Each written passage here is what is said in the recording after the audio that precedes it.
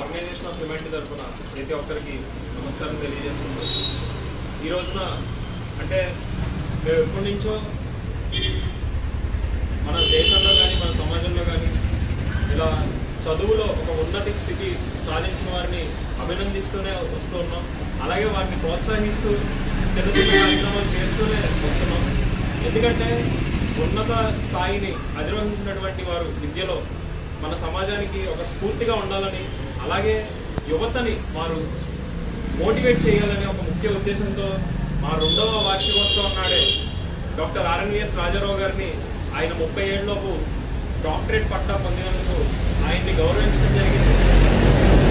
అలాగే ఈరోజు నాగశివ పవని గారు అంటే మా సెక్రటరీ డి సాయి పవన్ కుమార్ గారి సిస్టర్ అయినప్పటికీ కూడా మేము ఆ ఉద్దేశంతో కాకుండా మన సమాజంలో అలాగే మన దేశంలో విద్యలో ఒక ఉన్నత స్థాయికి వెళ్ళినటువంటి వ్యక్తుల్లో తిరుపతి ఐఐటి నుంచి మొట్టమొదటి డాక్టరేట్ పట్టా పొందినటువంటి వ్యక్తి గౌరవంతో ఆర్గనైజేషన్ ఆఫ్ హ్యుమానిటీ తరఫున చిన్న గౌరవాన్ని మేము చూపించుకుందాం అని ఈ కార్యక్రమాన్ని ఇక్కడ పెట్టడం జరిగింది. ఎందుకు ఇలా పిహెచ్డి చేసినటువంటి వాళ్ళని కానీ లేదా కష్టపడి చదువుకుని పైకి వచ్చిన వాళ్ళు కానీ ఎందుకు మనం ఇలా వాళ్ళని ఎందుకు గౌరవించుకోవాలని అంటే ఇటువంటి వారు సమాజానికి స్ఫూర్తి. ఎందుకంటే నేను ఇది ఎందుకు చెప్తున్నానంటే డాక్టర్ ఆర్ఎన్విఎస్ రాజారావు గారు ఆయన హిందీలో పిహెచ్డి పట్టా పొందారు. ఆయన అలాగే డాక్టర్ గీతా గారు మా సభ్యురాలు ఆవిడ కూడా ప్యాథాలజీ అండ్ అలాగే మైక్రోబయాలజీ హిస్టాలజీ ఇలా రకరకాల టాపిక్స్ మీద ఆవిడ పిహెచ్డి చేశారు. అండ్ అలాగే నాగశివ పవని గారు ఈవిడ కూడా సివిల్ అండ్ ఎన్విరాన్మెంట్ ఇంజనీరింగ్లో పిహెచ్డి చేశారు. వీళ్ళందరూ కూడా మిడిల్ క్లాస్ ఫ్యామిలీ నుంచి వచ్చినటువంటి వాళ్ళే. మిడిల్ క్లాస్ ఫ్యామిలీ నుంచి వచ్చి ఆ ఫ్యామిలీ కష్టాలు కానీ ఇవన్నీ అధిరోహించి వాటిలన్నింటినీ కూడా మేనేజ్ చేస్తూ పిహెచ్డి పట్టా సంపాదించడం అనేది చాలా గొప్ప విషయంగా మేము భావిస్తాం. మాలాంటి యువతకి వీళ్ళందరూ స్ఫూర్తి. నాకు పిహెచ్డి చేయాలని ఒక డ్రీమ్, అది డ్రీమ్గా మిగలకుండా దాన్ని నేను సాకారం చేసుకోవడానికి ఇటువంటి వ్యక్తులు నాకు స్ఫూర్తిగా నిలుస్తారు. ఎందుకంటే అంత తక్కువ ఏజ్లో రాజారావు గారు కానీ గీతా గారు కానీ లేదా పావని గారు కానివ్వండి ఇంత తక్కువ ఏజ్లో పిహెచ్డి పట్టాన్ని పొంది మనందరికీ వీళ్ళు స్ఫూర్తిగా నిలుస్తున్నారు. అందుకని వీళ్ళకి చిన్న గౌరవాన్ని మన సంస్థ తరఫున మేము చూపించడానికి మా వంతు మేము ప్రయత్నం చేస్తాం.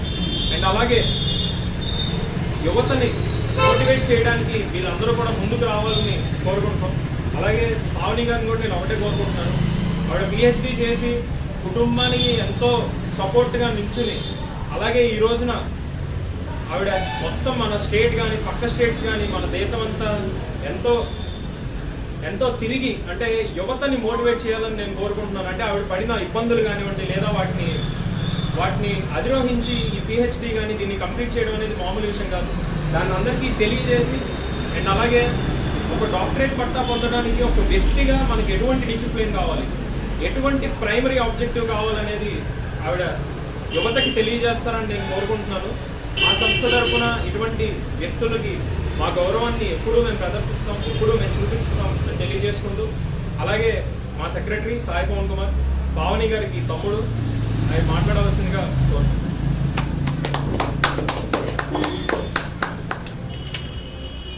అందరికీ నమస్కారం. నా పేరు సాయి పవన్ కుమార్. నేను ఆర్గనైజేషన్ ఆఫ్ హ్యుమానిటీలో గత 4 సంవత్సరాల నుంచి సెక్రటరీగా వ్యవహరిస్తున్నాను. ముఖ్యంగా మా అక్క గారికి ఎందుకంటే ఆవిడ చేసిన కష్టాన్ని మేము గుర్తించి చేస్తున్నాం. అంటే మా అక్క 2008లో 10th ఎఫ్ఏహెచ్ స్కూల్లో టాపర్గా నిలిచింది. ఆ తర్వాత వైఎస్ రాజశేఖర రెడ్డి గారు పెట్టిన IIITలో సీట్ సంపాదించి అక్కడ జాయిన్ అయింది. అక్కడ జాయిన్ అయ్యి ఎన్నో కష్టాలు పడింది.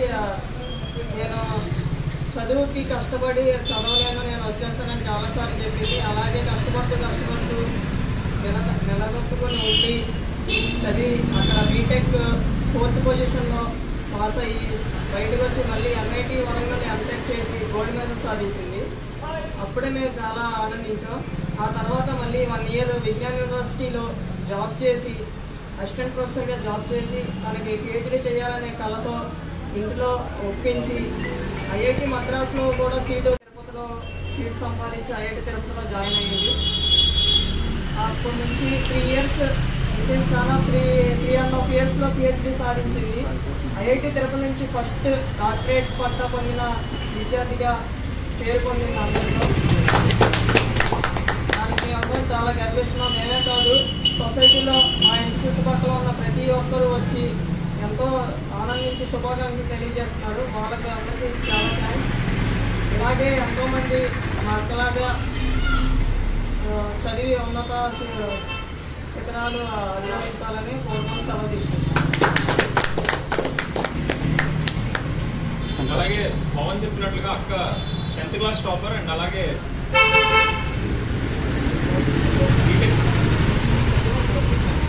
బీటెక్లో కూడా 4th ర్యాంక్ సాధించడం జరిగింది. అండ్ అలాగే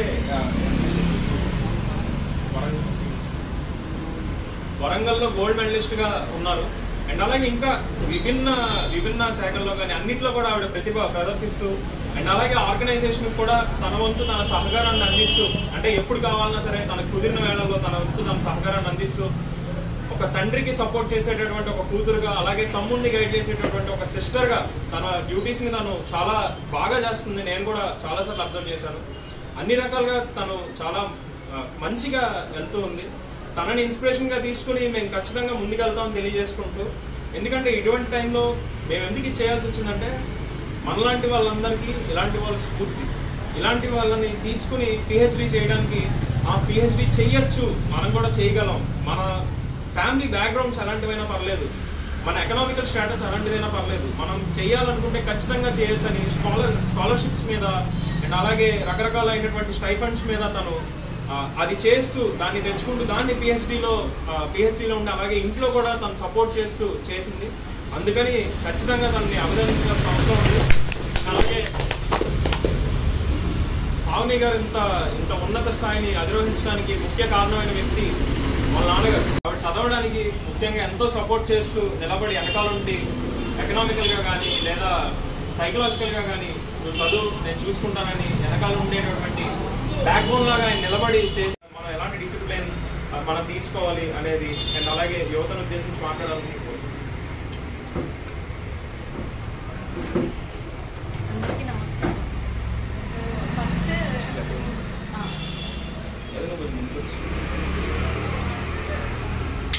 అంటే ఫస్ట్ వేరే వాళ్ళకి చెప్పే బదులు ఫస్ట్ నా లైఫ్లో నేను ఫేస్ చేసిన స్ట్రగుల్స్ని చెప్తే బెటర్, దాన్ని బట్టి త్వరగా కరెక్ట్ అవ్వచ్చు. సో నేను చెప్పినట్టుగా జడ్పీ హై స్కూల్ నుండి వచ్చాను. ఆబ్వియస్లీ నేను తెలుగు మీడియం బ్యాక్గ్రౌండ్ నుండి వచ్చాను. తెలుగు మీడియం నుండి తర్వాత ఇంటర్మీడియట్కి వెళ్ళేటప్పటికి అంతా సబ్జెక్ట్స్ మాట్లాడాలి, అన్నీ స్టడీ ఎవ్రీథింగ్ ఇన్ ఇంగ్లీష్లో చదవాలి. సో అది ఒక నాకు మేజర్ బ్యారియర్ అయింది. బట్ దానివల్ల చాలా స్ట్రగుల్ అయ్యేదాన్ని, చదవలేకపోయేదాన్ని, అర్థమయ్యేది కాదు. చదివినా ప్రతిసారి చదివినా కూడా ఏం అర్థమవుతుందో ఏం చేస్తున్నాను కూడా అర్థమయ్యేది కాదు. సో బట్ ఫ్రెండ్స్ సపోర్ట్ వల్ల దానివల్ల ఇంకా అలాగా ఫోకస్గా చదువుతూ ఉండడం వల్ల ఇంకా అలాగా ఇంగ్లీష్ని అలవర్చుకోవడం జరిగింది.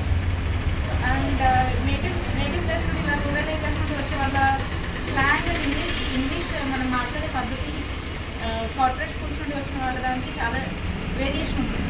సో ఆ స్లాంగ్తో నన్ను నేర్పించుకోవాల సిచ్యువేషన్ కూడా ఉంది. So slang and my language. So దానివల్ల బాధపడినా కూడా అండ్ ఒక రకంగా దాన్ని ఓవర్కమ్ చేసుకుంటూ ఫ్యామిలీతో చెప్పడానికి కూడా భయం వేస్తుంది. ఎందుకంటే మనం రోజుగా ఉన్నాం, మనం బాధపడి ఒకసారి ఇలా ఏడ్చామనంటే దాన్ని తీసుకుని పేరెంట్స్ ఇంకా ఎక్కువ బాధపడిపోయాం. సో దీనివల్ల చాలా సిచ్యువేషన్స్ ఇంట్లో వాళ్ళతో చెప్పుకున్నదంట. నాకు ఉన్న మేజర్ సార్ నా చుట్టూ ఉన్న ఫ్రెండ్స్ అయ్యారు. సో అలాగే వాళ్ళతో డిస్కస్ చేసుకుంటూ చదువుతూ సంభవ్ నేను అనుకున్న గోల్ని రీచ్ అవ్వగలిగాను. ఆ తర్వాత బీటెక్ అయిపోయిన తర్వాత ఎంటెక్కి జాయిన్ అయ్యే ముందు ఇప్పుడు నన్ను ఎవరెవరైతే అప్రిషియేట్ చేస్తున్నారో అందులో చాలామంది మా నాన్నగారు నన్ను చదివించొద్దని చెప్తున్నారు. ఎందుకంటే ఆడపిల్లలు చదివిస్తే యూజ్ ఉండదు, సో మ్యారేజ్ చేసేయండి, ఎక్కువ ఇన్వెస్ట్ చేయదు, హైయర్ స్టడీస్కి పంపించొద్దని చెప్తున్నారు. బట్ మా నాన్నగారు నా మాటకి ఎంతో విలువనిచ్చి నన్ను హైయర్ స్టడీస్కి వెళ్ళడానికి సపోర్ట్ చేసి ఇంట్లో వాళ్ళని ఒప్పించి నా తరఫున ఇంట్లో వాళ్ళని ఒప్పించి ఆయన నన్ను ప్రోత్సహించారు. సో అలాగా ఎంటెక్ జాయిన్ అవ్వడం, గేట్ ర్యాంక్ వచ్చిన దాన్ని వేస్ట్ చేసుకోకుండా ఎంటెక్కి జాయిన్ అవ్వడం, గోల్డ్ మెడల్ క్యాంపస్ ప్లేస్మెంట్ రావడం అండ్ గోల్డ్ మెడల్ సాధించడం అన్ని వరుసనే జరిగింది. ఆ తర్వాత పిహెచ్డీకి జాయిన్ అవ్వడం అనేది అది ఒక పిహెచ్డీకి జాయిన్ అయ్యే ముందు ఆల్రెడీ మంచి గుడ్ పే శాలరీ మంచిగా వచ్చేది. సో ఇంకా తర్వాత బట్ అక్కడితో సెటిల్ అయిపోవాలన్న ఉద్దేశం నాకు లేదు.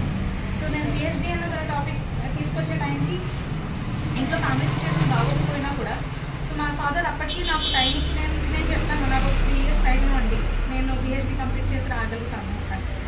సో బట్ కోవిడ్ వలన అది డిలే అయ్యి 3 years కాస్త 3.5 years అయింది. బట్ ఐ థింక్ నేను వాళ్ళకి ప్రామిస్ చేసేదాన్ని నేను నిలబెట్టుకున్నాను అనుకుంటున్నాను. సో నేను చెప్పేదల్లా ఒకటి ఏంటంటే యూత్కి స్ఫూర్తి అనేది వేరే వాళ్ళ నుండి తీసుకోవడం కాదు, వాళ్ళ పేరెంట్స్ నుండి వాళ్ళు ఏ బ్యాక్గ్రౌండ్ నుండి వచ్చారో వాళ్ళకి అది కనుక మైండ్లో ఉంటే అదే వాళ్ళకి ఒక గోల్ లాగా ఉంటుంది. సో మనం ఎక్కడ ఉన్నాము, ఎక్కడికి వెళ్ళాలనుకుంటున్నాము, ఎక్కడి నుండి వచ్చాము, ఎక్కడ ఉన్నాము, ఎక్కడికి వెళ్ళాలనుకుంటున్నాము, ఈ 3 వాళ్ళ మైండ్లో ఉంటే అదే దానికి మించిన మేజర్ ఇన్స్పిరేషన్ అనేది ఇంకేమీ ఉండదు. So that's all.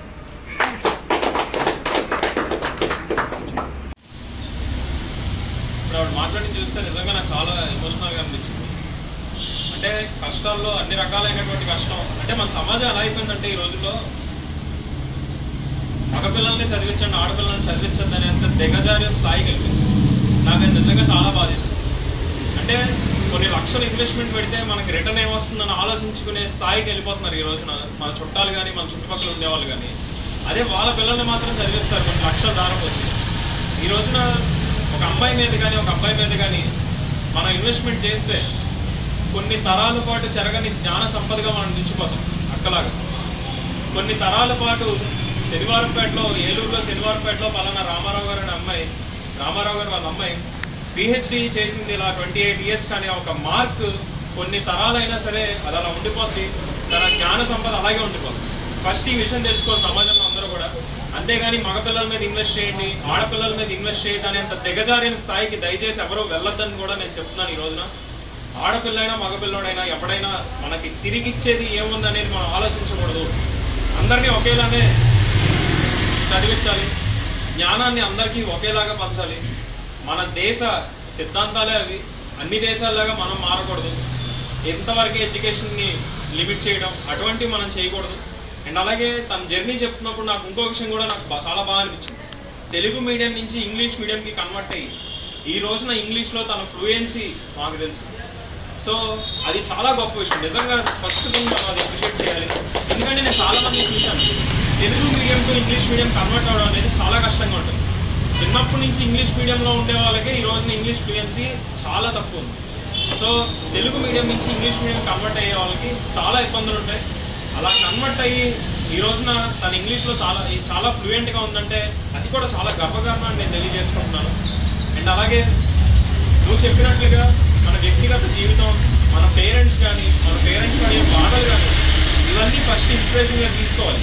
కానీ యువత అది మిస్ చేస్తున్నారు. మన ఇంట్లో ఏం జరుగుతుంది, మన వెనకాల మనం నిలబడటం కోసం మన వెనకాల ఎంతమంది కష్టపడుతున్నారు, ఏ రకంగా కష్టపడుతున్నారు అనే విషయాన్ని మర్చిపోతున్నారు యూత్ అందరూ కూడా. మనం కూడా మర్చిపోతున్నాం. అది గుర్తు చేసుకోవాలి. మన పేరెంట్స్ మన కోసం ఏ రకంగా కష్టపడుతున్నారు అనేది మనందరం కూడా మళ్ళీ గుర్తు చేసుకుని మనం మూవ్ ఆన్ అవ్వాలి. మన ఇంట్లో వల్లే మనం ఇన్స్పిరేషన్గా తీసుకోవాలనేది చాలా ఇంపార్టెంట్ పాయింట్.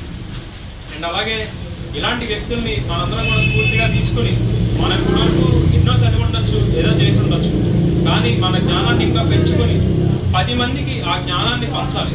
అప్పుడే దాని ఉపయోగం. మనం కూడా ఆ మార్గంలో వెళ్ళాలని మేము తెలియజేసుకుంటున్నాం. అండ్ అలాగే మా సంస్థ తరఫున, ఆర్గనైజేషన్ ఆఫ్ హ్యుమానిటీ తరఫున ఇటువంటి వ్యక్తులకి మేము ఎప్పుడు అభినందిస్తూ వాళ్ళకి మా గౌరవాన్ని మేము చూపిస్తూనే ఉంటాం, తెలియజేసుకుంటున్నాం. అండ్ అలాగే మీ సపోర్ట్ కూడా మా ఆర్గనైజేషన్కి కావాలి. అన్ని రకాలుగా కూడా యూత్ని ఇన్స్పైర్ చేసే విధంగా కానీ లేదా ఎక్కడైనా ఏ రకంగా అయినా సరే మీ సపోర్ట్ ఆర్గనైజేషన్కి మాకు కావాలి. మెయిన్గా సొసైటీ మాకు కావాలని మేము తెలియజేసుకుంటూ మాకు ఈ అవకాశం ఇచ్చిన రామారావు గారికి కూడా ధన్యవాదాలు తెలియజేసుకుంటూ థ్యాంక్ యూ. జై